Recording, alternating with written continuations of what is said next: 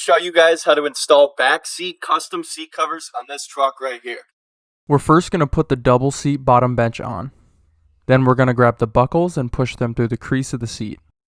And you'll do the same to the buckles in the middle. Then we're going to lift the bottom bench and grab the buckles from underneath. Then you're going to put the buckle through the loop and attach it to the other side.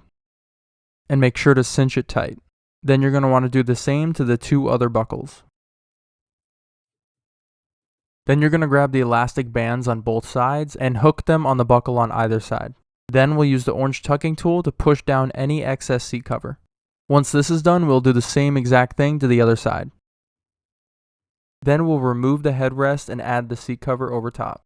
Then we'll grab the bands and push them through the back of the seat. Then we will put the seat cover over the headrest holes. We recommend using the orange tucking tool for the easiest install. When putting the seat cover on the middle bench, make sure to go under the seat belt and tuck any excess seat cover in the crease. Now we can grab the seat belts and push them through the seat cover hole.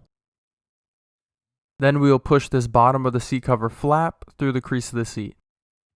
Then we'll do the same to the middle seat. Now we can grab the buckle and attach it to the bottom of the seat cover, and making sure to cinch them tight.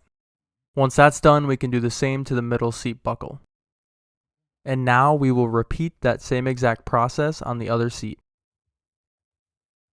Last but not least, we'll grab our headrest and put it back on the seat and slip on the headrest cover. Then do the same to the other side and you're finished.